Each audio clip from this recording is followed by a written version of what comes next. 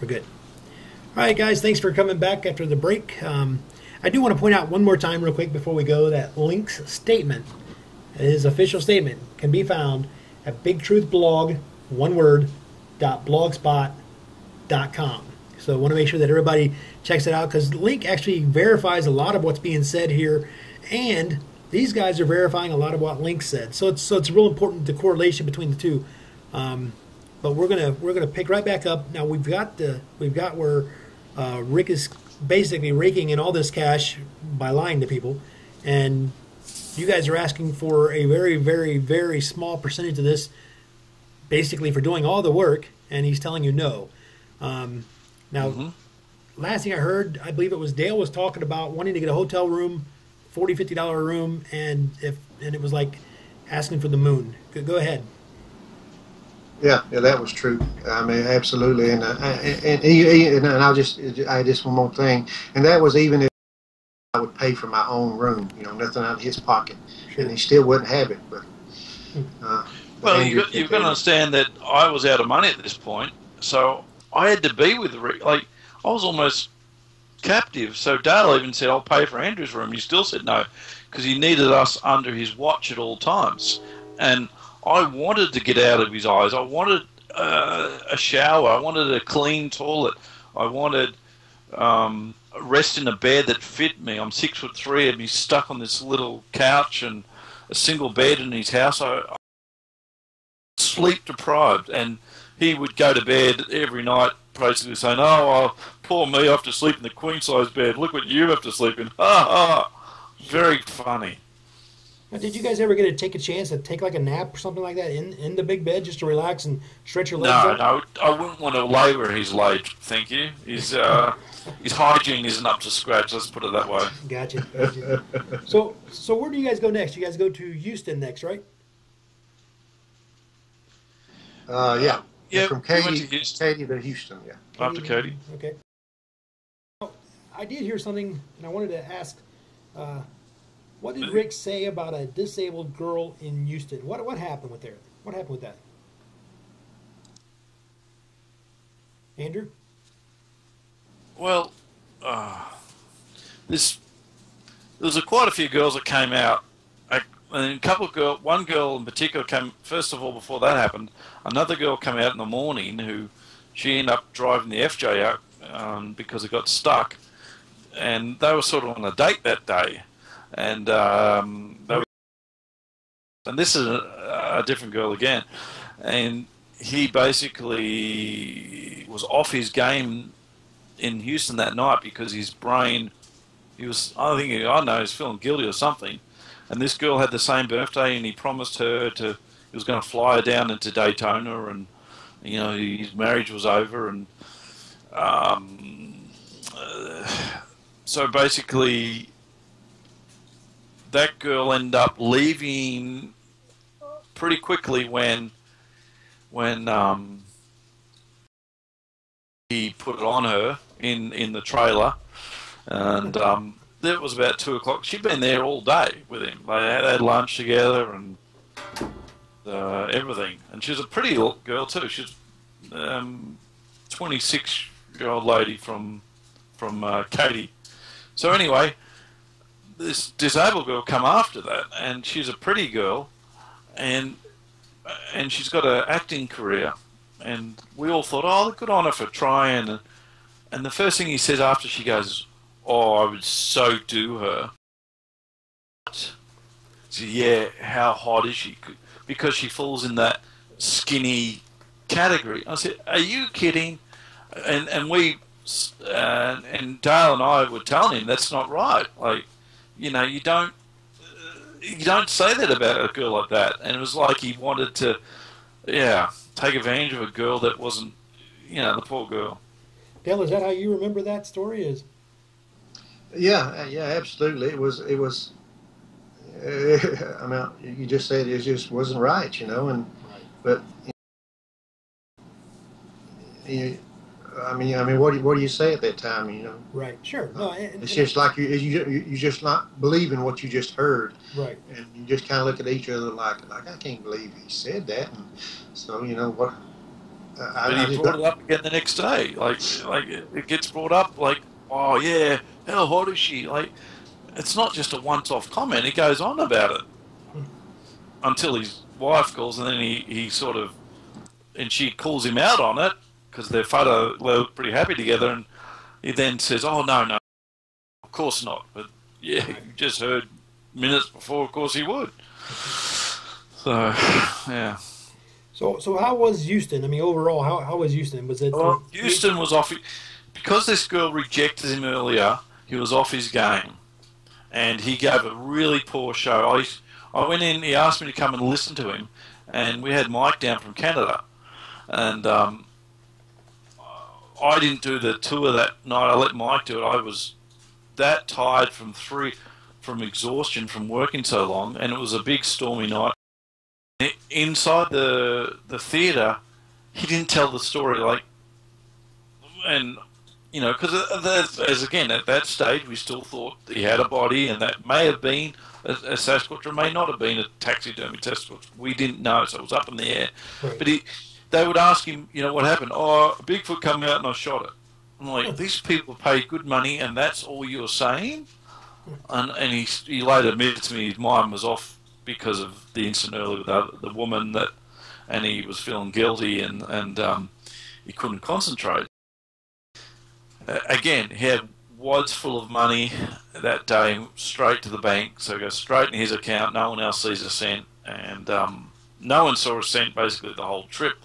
And he didn't pay me back the $40, and you know, we only asked for $200 a day when he's making over $5,000. That's nothing to pay your employees. Sure. And in fact, if I was on 20%, you know, just say it was minimum. It was a minimum $5,000. 10%. You know, it's at least $1,000 for me, and I was only asking for $200.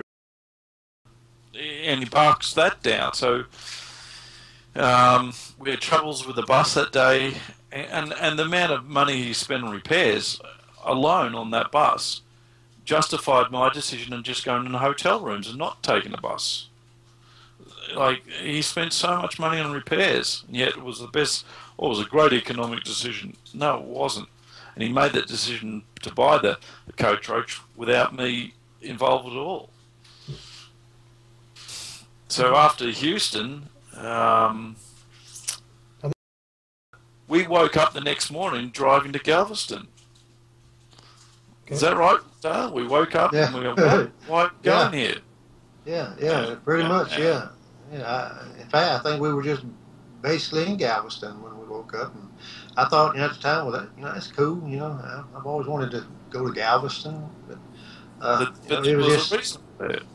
Yeah. Everything's a reason, And we were in a little town in the Walmart shopping centre, and he said to me, you and Dale get off in the shower. He said, get off now. I want you off. Don't tell Dale, but then he mentioned this girl's name. It's coming out to see me. So he gave us $100 to get off the bus, and don't tell Dale. Of course, the first thing I do when I get in the bus in the FJ is tell Dale, and of course that's happening. So a different girl came out to see him. We went to the movies and we fell asleep at the movies, and we were so exhausted. He had us working really hard, so in the bus he didn't want us to be a part of, and we all sleep in the movies. Sure.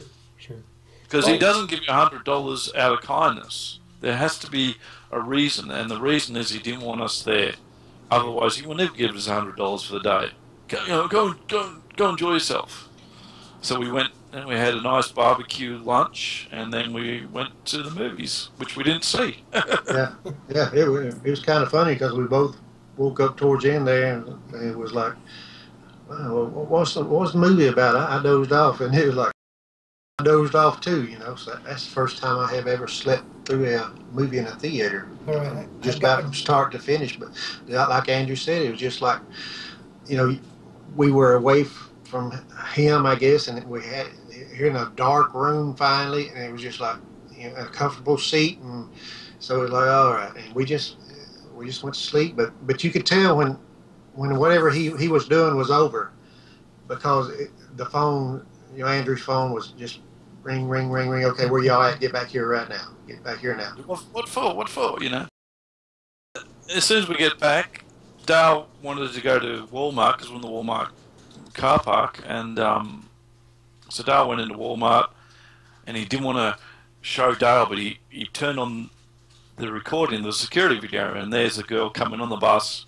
He was wearing his black Puma top, and they're talking and sitting opposite each other.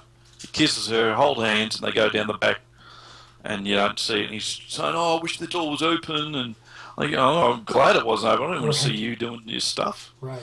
And and she left behind a thong, and he put it on his head later on, and making a big joke of it.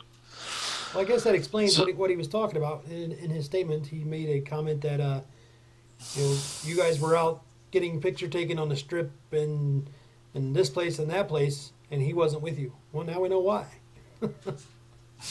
Yeah. Well, to leave the bus, he didn't want us there. The next morning, we went back to Cracker Barrel to see her. He wanted to see her again. We had breakfast, and told Lily he was going to a TV meeting, which was no TV meeting, and she was there with a kid and a friend, and she was a nice girl, so I'm not going to mention her name, but sure. Other things happened after that, and he...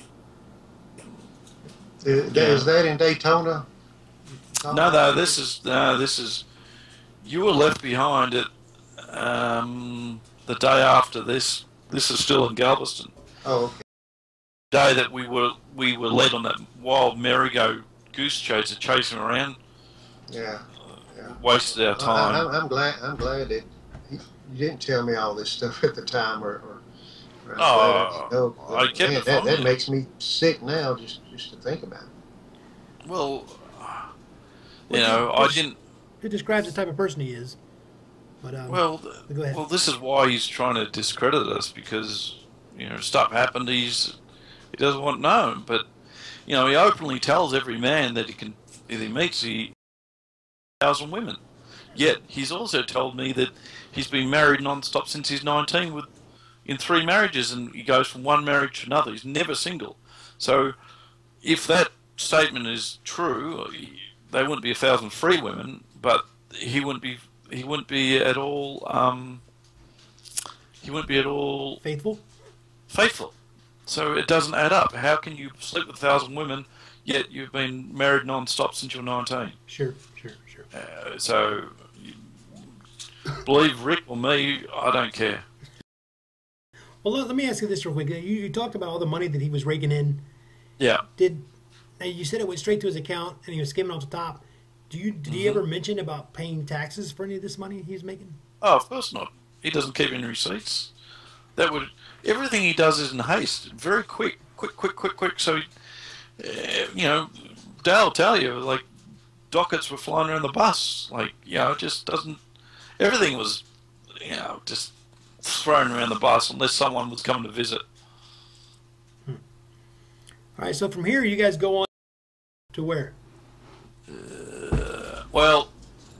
We got a phone call that we were heading towards.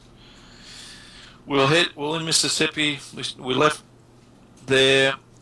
He's getting lots of different text messages as he's driving, and we kept telling him to keep his because he's a very dangerous driver, because he kept texting and doing Facebook and stuff as he's driving, and like crazy. Just look at the road and very put us in risk of the way he was driving. We stopped over in Mississippi, and it was night time, and we get off the bus, and then he goes, get on, run. What he'd done is, I was walking around the corner, and he'd pushed down the black water, which is the sewer, was basically all his, and we're running on the bus, and Dale and I on the bus, and seriously, I was smelling my armpits. It was so foul, and it was foul for like 20 miles. Like, just this crap just pouring out on the interstate highway as he's driving. Anything so funny, and I I'm like, is this legal, Rick? No. In America, it's not legal in Australia. What are you doing? Stuff him. This is funny. You know, he thinks it's a great joke. Yeah, he made a comment that everything he did was to be funny, but I didn't find that funny. Yeah, I found it illegal, actually. I can tell you, I haven't found anything he said. I was disgusted, actually. It was just, the smell was that strong. It was pouring out, you know, as we're driving and moving, the smell came into the bus. Yeah, and it would just fill the bus. Dale, was it pleasant for you? Oh my God! I was almost chunking noodles, as we say. but I remember having my face pressed to the screen window, trying to get some fresh air, while riding down the road. And I think it was just shortly after this that I had got some phone calls about my wife being in the hospital, which, you know, Rick is saying that was that she made all that up to get me home to Alabama. Yeah, which is so wrong. And why would he even say anything like that? You know, I don't understand. But and I'm glad you brought that up. I think that's where we're going to go next. Is that whole ordeal there? Because that was I mean. Yeah, I had got a call earlier, and my stepdaughter, which lives here with us, and I knew Robin was having some intestinal blockage problems, which she had before at one time. So I know she had to go to the hospital, and they were going to, and they give her some, give her some medicine and or a prescription and send her home, and usually, things would take care of themselves. But, and that's why, even though I was concerned that, I knew everything was going to be okay, or I thought it was. So the next day, my daughter called and said that she had taken a severe allergic reaction to the medicine that they had given her, and she was really in a bad way. And my daughter is disabled and cannot drive, so she was to get my wife to the hospital by calling some other people, some relatives of hers, to come pick her up, my wife Robin, and my daughter to take her to the hospital. And at that time it was a life and death situation, because the doctors told me that very well, that if my daughter hadn't got her into the hospital, that she could have literally died here at our home, because allergic reaction, getting stung by bumblebees and wasps, and it was something similar to that. It's just a lot worse. And she had big purple splotches all over her body. I mean, purple. And you could tell and I'm not a doctor, I don't know, exactly what went on, but it was bad.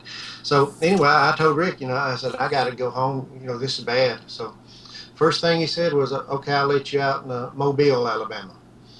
Which at the time I said, that's fine. So within an hour, I had a good friend, and I've been blessed to have some really great friends in my life, but I was ready to pick me up and take me home.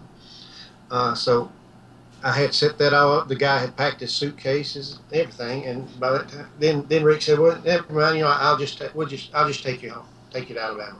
So I thought, that's even better. It'd be a little more comfortable than riding, in a truck or a car or whatever. Right. At the time, I thought, but it would have been much better than the car or the truck, I believe.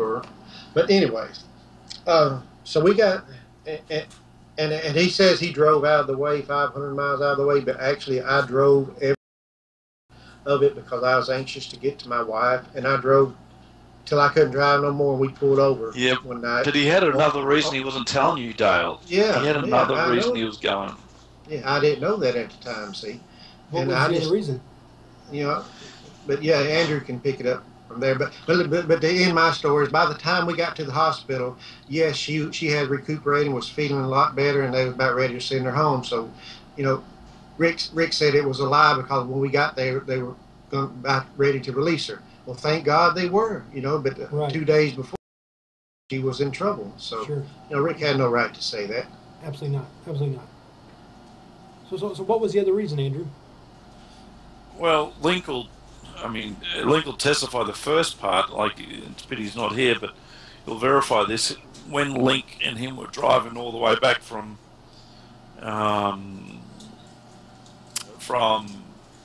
when they picked up the bus, because I was left behind with this illness, he was receiving text messages from an old school friend, a female school friend, and a few photos were shown, and Link was certainly shown a rated R photo of this girl that she sent to Rick, and she's from Alabama. So, again, Dale didn't know, but all this happened before Dale got there. That Link was telling me about this girl that kept texting him, and she was the romantic messages going on, and that sort of stuff. So I'm just going from what Link had told me from this girl, old school friend. Sure. So then he tells me the fact that this girl's going to come out to meet him, and look, this is the real reason he wants to go to Alabama. Like, oh, really? But I was happy for Dale. Dale got off the bus that night, and he brought our clothes with him, which was really kind of him and Dale, him and Robin, to wash our clothes. And this woman came on the bus the next morning, and her son was in the car. Like, teenage son was in the car. We were in the car park in Alabama, and she turned up to see him, and in front of me, and she, there was some resistance from her, and she felt quite uncomfortable, and she tried to just keep talking, and then he was persistent, and he kept putting, when I say putting, asking her basically for sex. Sure. And, her son's in the car, I'm there, hadn't seen her for years, not appropriate, he's married. She ended up leaving. Now, what you've got to understand, when Rick gets rejected, he's got to leave. So, as soon as she left, we got to go. I said, no, we can't go. Dale's coming. They're closed. No, we're going. I said, Dale's coming in. They're not far away.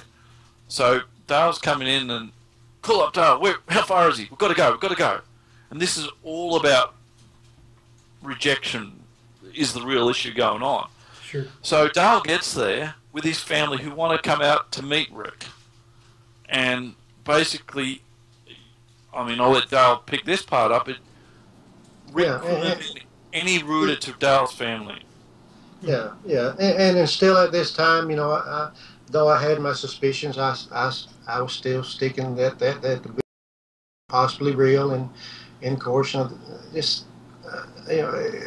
wanted my family to meet this guy I've been talking about for over a year, and to see the body and all this, and it was all I could do to keep him there for 30 or 40 minutes, just long enough for my family to get there to meet him. And you could just tell he didn't care whatsoever. And it was at that moment I thought, what a son of a bitch he is.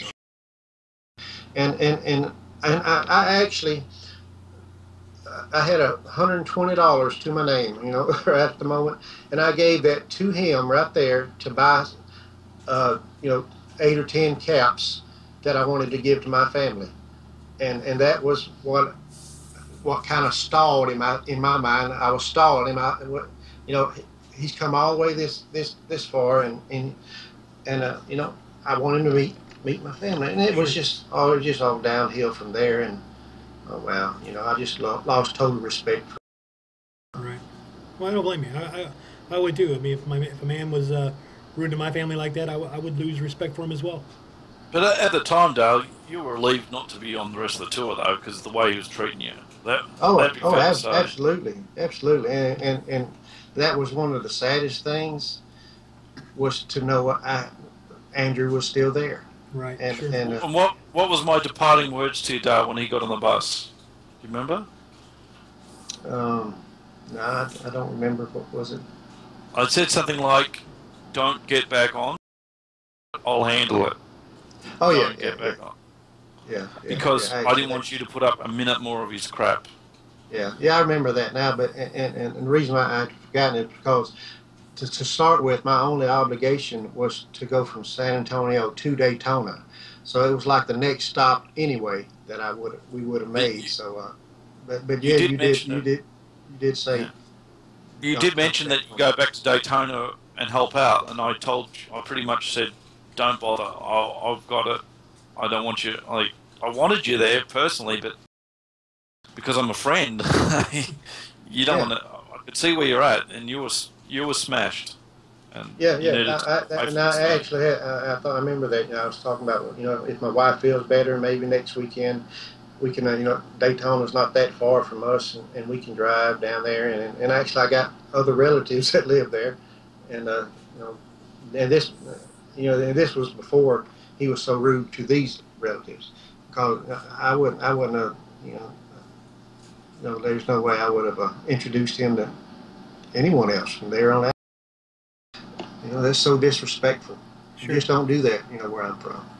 Yeah, well, you shouldn't do it anywhere, but I agree. Alabama's a totally different world there. Yeah, I mean, I'm more respectful to people I don't like than than he is to people that he supposedly trusts and are his true friends, or right. Supposed, or try to be his true friends. All right. So the next day we head to a flea market overnight, and it was meant to be the biggest flea market, or a huge flea market. And I set up.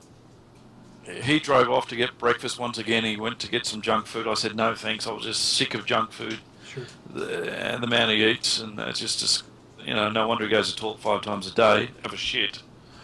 And so we're at this place. And I think in 2 hours, he was there for about 30 minutes. It was windy. I'd made $10. And he goes, well, we're going. Because he's not the star. Actually, that's just one that I set up for him. Yeah, I remember you talking about that deal. Because at the time I felt, at least I can find a venue to help, get back some of the money for, the fuel that he used to go out of his way to take me home, because it was out of the way compared to where he was going. But like I said, that then I didn't know that he had other alternatives for going there to start with, but. This venue, like Andrew said, is near my home, and it's a really humongous, flea market, thrift location, but just thousands of people every weekend go there. And I think it was on a Sunday that he was there, and he left before noon, and people weren't even out of church yet. Right. So that's why there wasn't that many people there. But if he stayed another hour, he may have. If you understand, the same rejection issue come up. If people aren't come to him, he's been rejected. You look at Phoenix; he's turned away by the aliens. He was rejected by different women, throughout this trip, and he got to move. And that's why this place rejected him. No one was coming out, so got to go. And I said, well, can't we stick it out longer? No, we're going.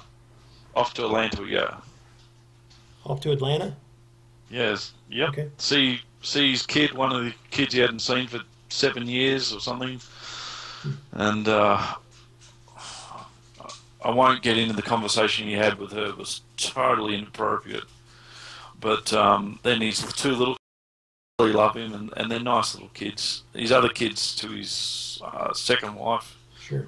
Lily's his third wife. And again, we left Atlanta in a hurry. We were supposed to stay there longer, but that night, after he'd spent the day with the kids and buying them all sorts of stuff, and that's up to him. Fair enough. That didn't matter. Then we went out and saw his sister. I didn't even know it was going to be his sister until we got there. He didn't even say on the way, oh, by the way, I'm going to my sister. So I had to work it out, like, oh, this is your sister, when I'm sitting there. Know what was going on. So he doesn't even tell you stuff like that. Like, he kept us in the dark for a lot of things. And then we get back to the car park, and he calls his second wife, which is the kids that he'd spent the day with, and he kept asking her again for sex.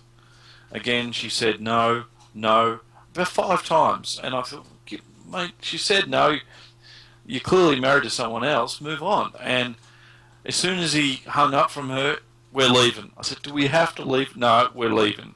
It's like, all right. And unfortunately, it's only my word against his word. And if I had my time again, I wish I recorded it, because it really happened.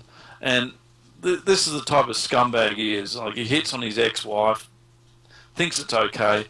And so, once again, he gets rejected. So we've got to leave Atlanta right now and then.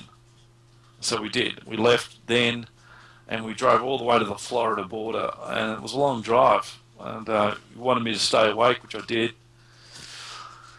And from there, the next day we drove down to Daytona, and Muskie was coming to meet us. Before we go any further, I'm going to take a break, and then when we come back, we will we'll get into that Daytona, because I know there's going to be a lot to talk about Daytona, and I think that should take up an entire segment. So,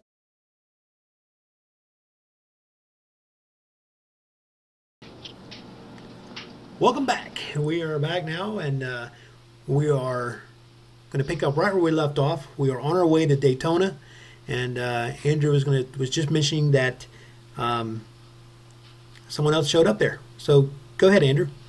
All right. What you got to understand, by the time I got to Daytona, I was totally spent. I had months of being treated like a dog.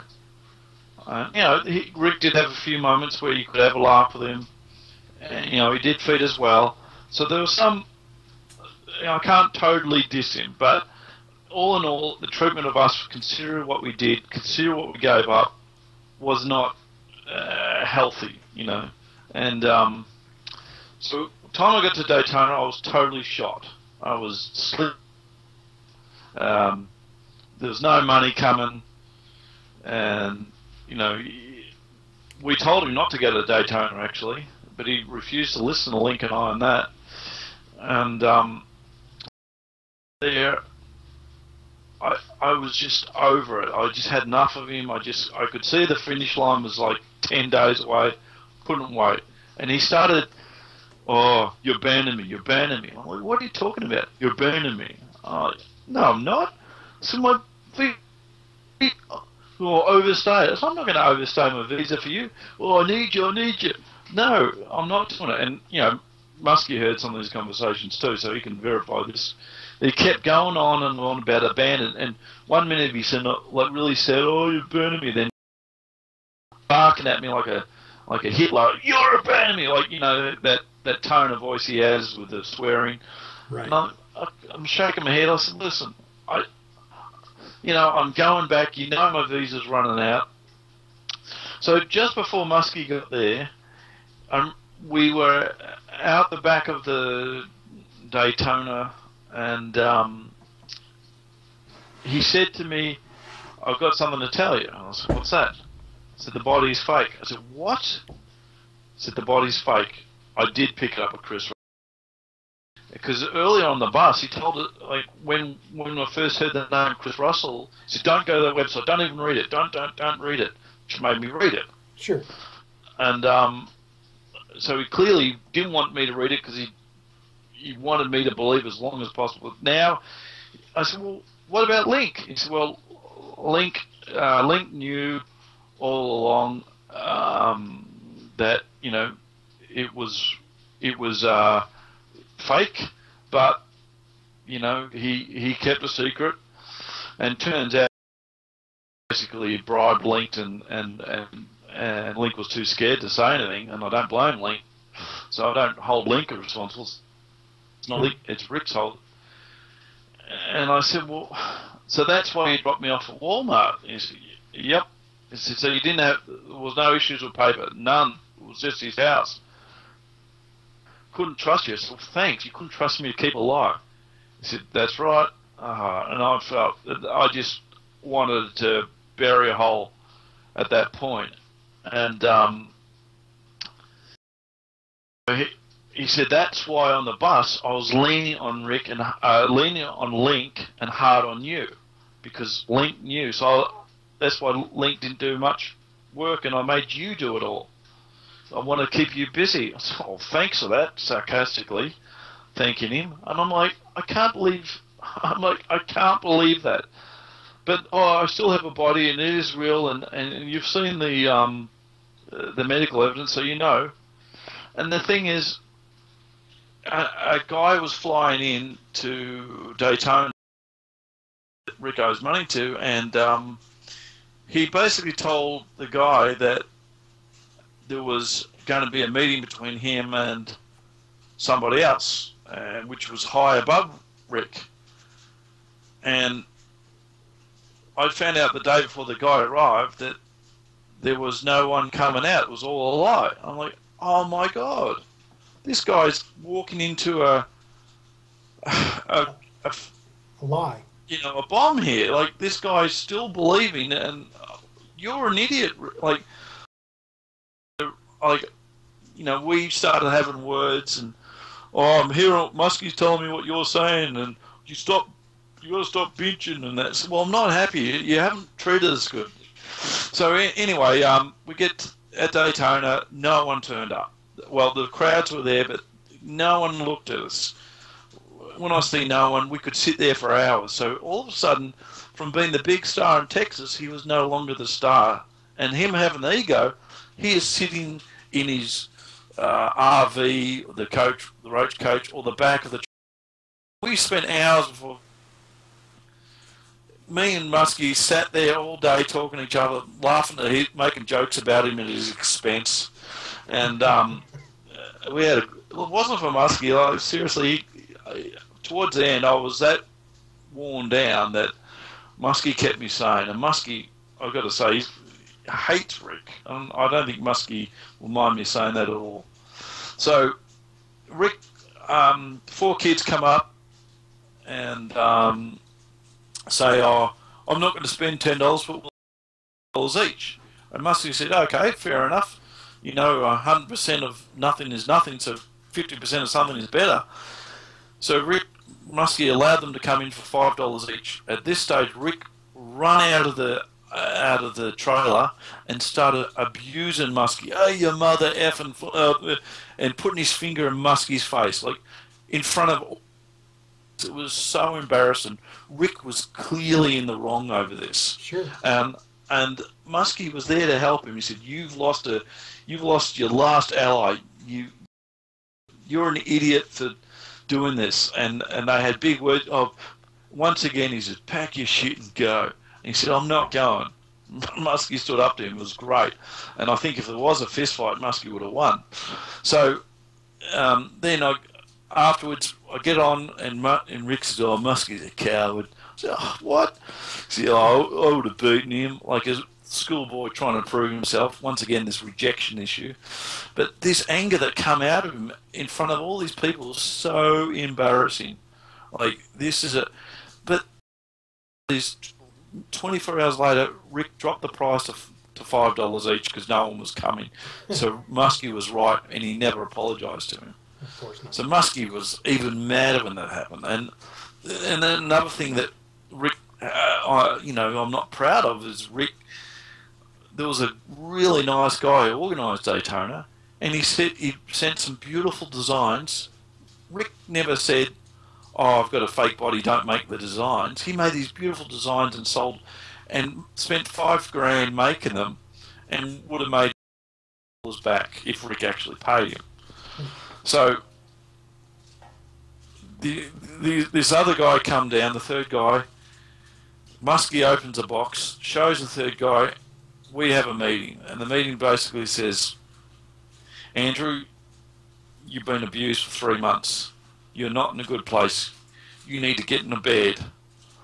You know, and I told this guy the story about one of the times when Rick had a shit, and I was sick of him because he did it every day, but just leaves stains everywhere. Doesn't wash his hands, and I said to Rick, "Wash your hands," like that. I was really angry about it. So he wiped his shitty hands over my face, over my mouth as he walked past. That was him washing his hands. And as soon as I said that, that's it. We're out of here. So I packed and left. He was up picking Lily up at the airport. Mind you, the day we left, he was wearing this aqua thong on his head. Said, "Remind me to throw this off the bus, to throw it when it gets here." And I never reminded him because I actually wanted Lily to find it. So, because he deserved, he deserved to be outed of what a dog he is. And so we're walking towards a hotel room, and I'm thinking, this is the first bed I'm going to have in 3 months. I was in a single bed.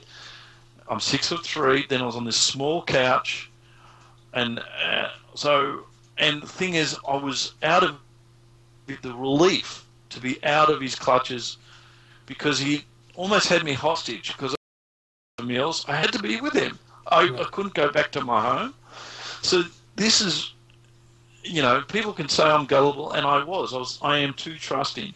But the way he treated us is no respect for the job we did. All of us did our jobs well, and he just treated us like absolute garbage. So we get back to the hotel, and I find I've got like just over $200 in my pocket. And I said to the other guys, I should return this. And they said, are you kidding? Are you kidding? After you've done for him, he's never going to pay you a cent. You need that to get home with. And I said, yeah, you're right. So the next day I got one text message from Rick Dye, and it said, we left without telling him, and we were laughing about it. It was funny to us because we think he went back to the hotel room. We started getting messages at 1 o'clock. He turned up at 1 o'clock expecting me and Muskie to be at the gate once again and making money for him while he's not there, because he was so lazy. Me and Muskie sat there for hours and hours not making, and any money we made gave all back, except for this day when I had the gate in my pocket, which is just over 200. And then he sends me this text message that said something like, you could have had the decency to leave the gate behind. In other words, after 3 months of work, he didn't even want me to leave with $200 in my pocket. Well, what an idiot. What a scumbucket. So, Muskie and I rung Dale and filled Dale in that, yep, this is fake. He's admitted to me, and Dale was shocked. And I made a post. I got back to Australia, and the first post was made. I'm glad. It's good to be back in the company with people that care about me, or something like that. And Rick got on, and he was basically swearing, and wasn't happy that I made the inference that I wasn't treated well.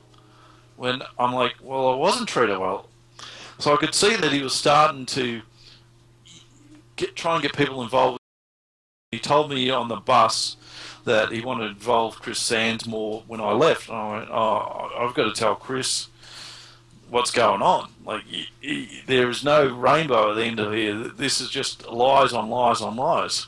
And we're here to cover for his lies. So I started making messages to former Team Tracker members about exactly what happened on the tour. And so he came on, and I'd left my account open because I left in a hurry, and out.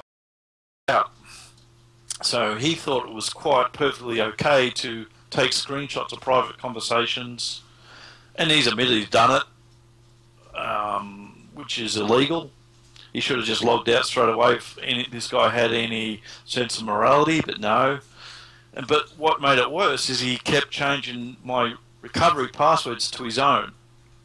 And he got into my email, read some private conversations, deleted all his emails. Now, why would he delete his emails? If he didn't delete those emails, some of those things we wouldn't be having discussions about, because you would clearly see that he'd been lying all along. Sure. And they would be public by now. So he's lucky he got in my account and deleted his own emails. And I wish he didn't, because there was some stuff in there that would have made him implicated that, yes, I didn't know all along. And the reason he's come out now is because he could feel the heat coming onto him. So rather than taking all that himself, he throws it onto all of us that we all knew all along. Hoax, it was all our idea too. And when you've just put up with abuse, lie after lie, broken promise after broken promise, you're treated so poorly. I mean, I had 3 months of his rubbish, and when you get to it, and then he throws you under the bus as your reward. Like, this is how he repays our good help, by then not just throwing us on the bus, but lies and lies over and over again about stuff. And I'm not even going to go into some of his claims he's made, but they're just laughable. If anyone believes them, they've got problems. But this guy is a massive liar, and I want nothing to do with him. I'm glad I met Dale and Link and Muskie and Craig, but as far as him, I wish I never met him. I've never known, because my friends are honest people, I don't know how to handle someone that lies like that. I don't know the line. I expect people to tell you that your word is your word. And when you swear on your family that this is a real body, in my world, you believe that. Sure. And now the last layer of belief came cracking down when I saw the end of Shooting Bigfoot, when I saw lies that remembering his official story to us on all those hangouts didn't add up in the end of the Shooting Bigfoot, and that's when the final layer came down to me and said, well, this is clearly not real.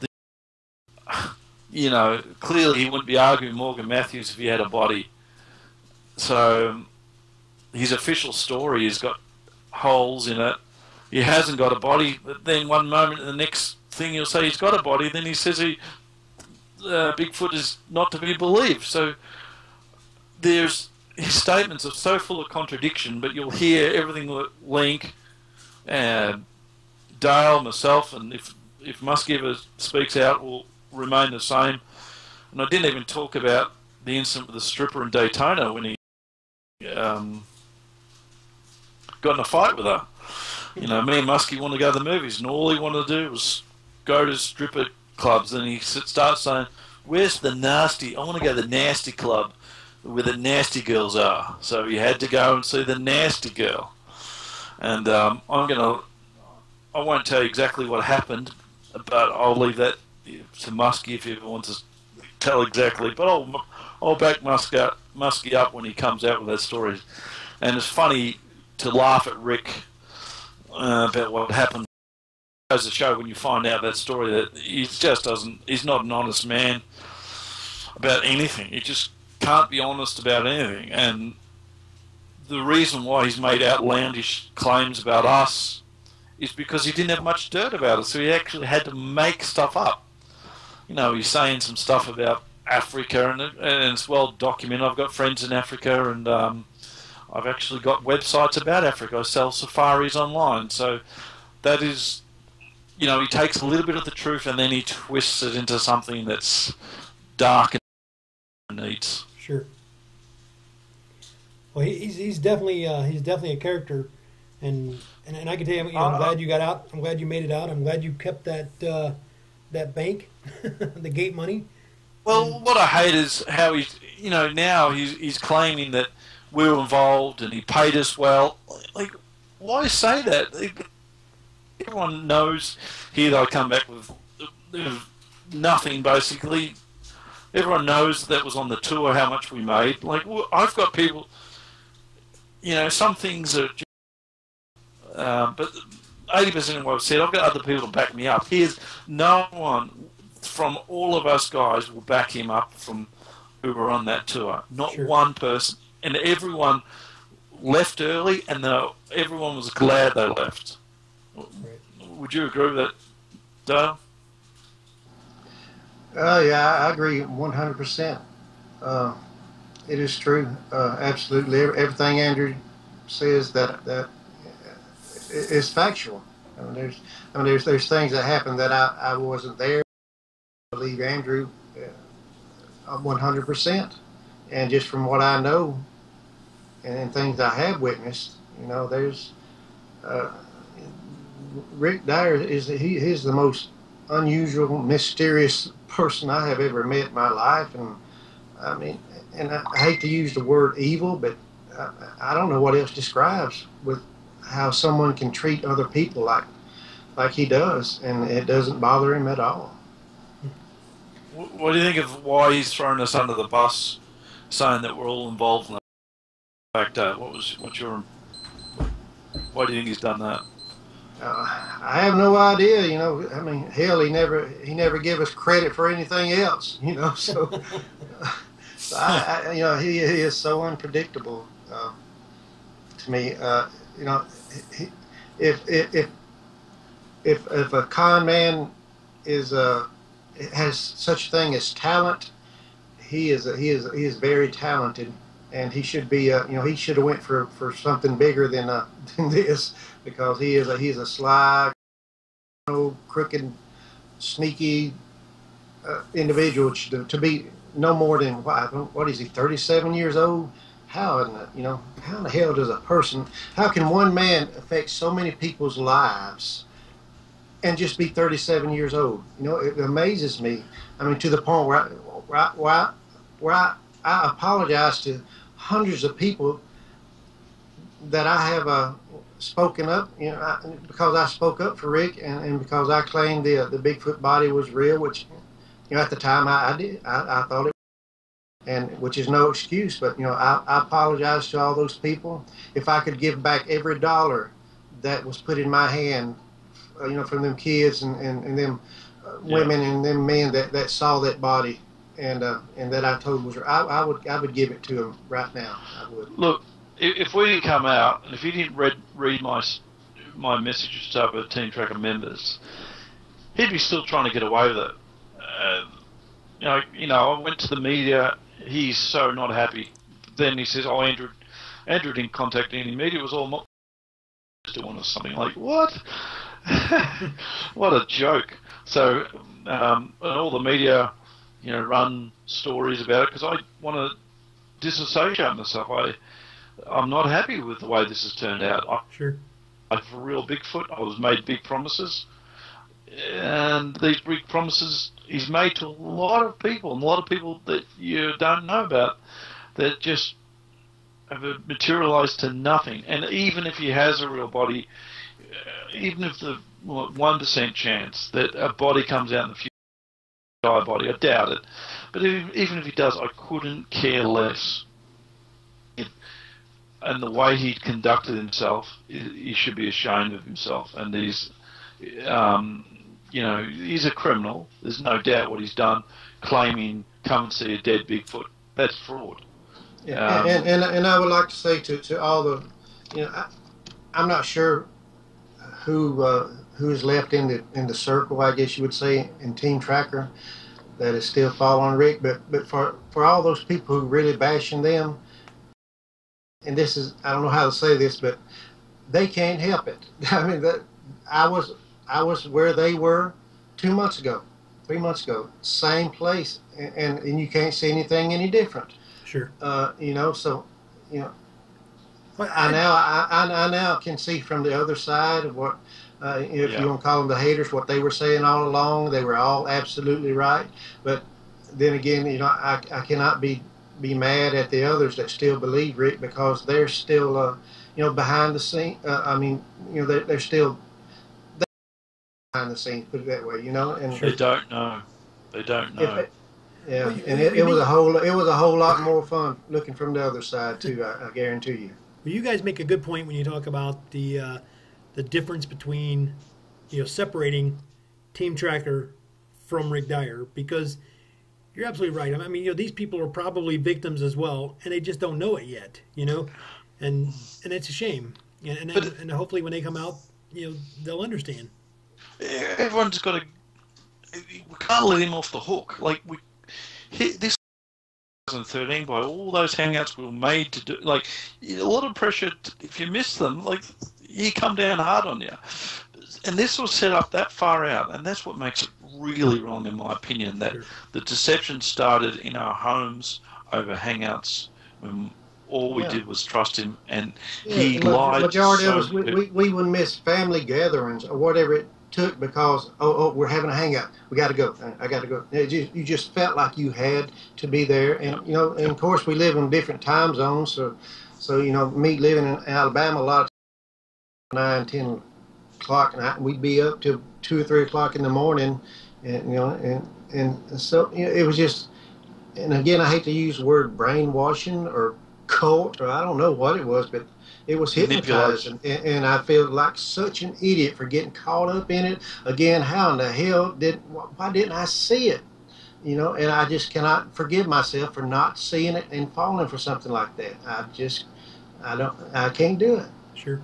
And this is why I feel he needs to be stopped now, because he's going to hurt more people. I don't think he'll ever come out with a body, so he's got nothing. Right. And he always had nothing. And somehow, and this is the crux of the whole matter, is that because Bigfoot is still mythical, but they're real, he thinks he can get away with it. He thinks, oh, it's okay, it's only Bigfoot, it don't matter. It does matter. It does matter. I mean, I'd like to see his DVD he's going to push out. It's not going to have anything to do with what he's promised, so sure. Good luck with that one. And, if he does bring out a body, he certainly didn't have a license to shoot a Bigfoot in 2012, so anyone can look that up, and he wasn't registered in 2012, so if he does bring out a body, we've got him covered that way too, because he did something illegal at that stage, because you need a hunter's license, because if you've got a license, you're okay, and he didn't have one in 2012. He's got one now in Texas, but he just won't then suffer. Well, there's also a law that prohibits taking a dead animal on tour without it being registered, and there was never an animal registered to be on tour. So, in that respect, you can say that he also broke the law by clarifying the fraud that he stated it was real and it wasn't, and there is some proof out there. People just have to go digging for it. And to back Andrew up on the Texas thing, and this is just to keep people believing, like you said, that Bigfoot is a real creature, an awesome being. Yes. And sometimes I think that maybe the world is not ready to know about it yet, because it is, and there's so many things that I have learned through the past, over the past year, and really serious researchers that I have talked to, and behind the scenes, and it is amazing. But one thing that Andrew hit on, and to me this should justify that, yeah, there is a Bigfoot, because I actually the director over Parks and Recreations in Texas myself, and I'm not sure if that's his name, but he's the guy that you get the permits and stuff from, Sure. the big guy there. And I'm not going to call his name, but I actually asked him, to the point, is it legal to kill a Bigfoot in the state of Texas? And actually, I left him a message that, and I figured I would get a message or nothing at all, but I figured the message would be something like, yeah, and sure, you can kill the Easter Bunny too, But actually called, and I missed his call, but he left me a message, and he was just as serious. He said, yes, it is legal to kill a Bigfoot in the state of Texas. No limit, no season. All you need is a hunting license. Yes. And was just that serious. And I thought, oh, wow. Well, I actually researched that myself, and that is exactly what I found as well. It is legal in the state of Texas. And in fact, my point when I found that, and that was months ago, my point was he's a smart guy because he planned Texas because he knew it was legal. Anywhere else, it would have been illegal just about. So you just forgot to get a license, though. Yeah, exactly. Well, guys, Andrew, wait a minute. Now you're back home now, and what's next for Andrew? Well, I really have wasted enough of my life on Rick Dyer. You've got to understand that, everyone wants me to go on all these different shows and keep talking on. I'm not going to do it anymore. This is it. Rick can say whatever he wants about me. He can lie more because he's not going to be capable of telling the truth. I'm not going to listen to his stuff, and I'm not going to read any of the haters. Well, they're not haters, but what he refers to as haters blogs anymore, because you've got to understand that I'm completely burnt by this, and I've had enough. I've told my story, believe it or not, but you can either believe Rick's side or the truth. Sure. And he's clearly got a history of lying. Even some of his claims now, you can just see the amount of lies. If you go back and this is a real Bigfoot. I've sworn on my family. He picked us because we're trustworthy people and we're grounded. So he needed some realism about it. And there's no way known I would want to be involved in any hoax. It's not how I roll. I've never done anything like that. Not interested. Wasn't involved in the hoax at all. And to say it's a hoax is a little getting Rick off the hook. It's not a hoax. It's actually fraud, and it's illegal what he's done. So let's not water this down with the word hoax. It is actually fraud. And if there's anybody out there who's listening to this who may be an attorney or maybe you could do a little pro bono and help us out. Yeah, please. Everybody knows that what he's doing is wrong. Everybody knows what he's doing is illegal. Let's make him pay for it. And some of the slanderous comments, because everything I've said is true, and what he says is lies about me. If there's any lawyer that would like to follow it up, please hit me up. I'd like to pursue that, and I'm gone on record to say I'm willing to comply with any law department, and you'll find that what I say will never change because it doesn't change, whereas his story is always changing. So this is the end for me as Di is concerned. He can just go and rot in hell, and I hope him and Lily stay together because they deserve each other. And I'm done with him. Fair enough. And his lies, I don't even want to know about them. You can't even defend them. Like, there's nothing to say because, oh my God, how did you make that up? Right. At least I don't have to make anything up. All I'm doing is telling the truth. If anything, I'm watering it down because if I went in more detail, like stuff like he never, goes to the toilet without closing the door in front of his daughters and just all stuff that's just not right. The man pays no attention to his kids while he's sitting there looking at himself over and over at the computer over and over again. All he does all day. And that all apart from his daily visit to McDonald's or Burger King. How about you, Dale? You're back in Alabama now. What's next for Dale? Well, I agree much with my friend Andrew Clacy. What he said is enough, and it has been, a devastating experience. And what's so strange is, I was involved in about a year, and even though 11 months of it was fun and exciting, and I was just in a totally different world, just these last few weeks of hearing the real story, it just almost washes out the good times because you are so devastated. But I did meet some good people, some there, and a lot of friends, and true friends will stay friends. And I back Link 100%. I back Andrew, Craig. Anything that Muskie. They say about this, Muskie. Yeah, Muskie is a great friend now. Muskie is a great guy.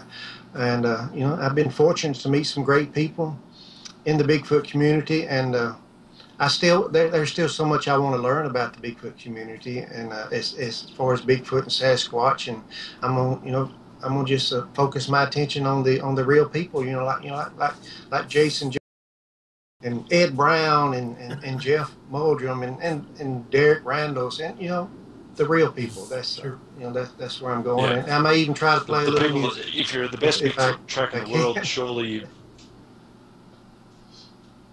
Say it again. Yeah. Yeah. If you're the best Bigfoot track in the world, surely you'd be out tracking Bigfoot. Very true. Surely. Very true. Very true. Like, you can make such a big claim, do something about it. Well, gentlemen, listen, I want to thank you guys for coming on the show and giving me the opportunity to listen to your stories and listen to your statements. And once again, I encourage people to read Link's statement too, because that is 100% true. Rick has come out and said it's not true, but it is true. If it's any consolation, I did ask today how many times that statement has been looked at and the number this morning was 3,056 times that statement has been looked at. So it is being looked at. It is being checked out. So, but we want more. You know, we want everybody to look at it because it corroborates each other's statements. You know, and that's very important. And I want to mention that one more time, real quick, as long as we're on it. To go read that statement, make sure you go to Bigtruth blog. That's one word. BigTruthblog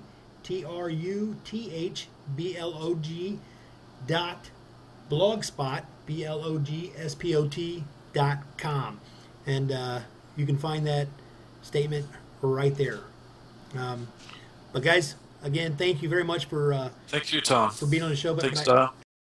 With a statement of my own directed towards Rick, and I'm going to read this. It's just real short, but Rick, you brag about reading conversations between Link and Andrew, and you stated, "You cannot derail a train that can't be derailed."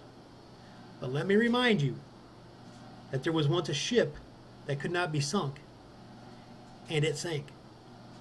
So on that note... Good one. And the ship, he's a dickhead. And the ship is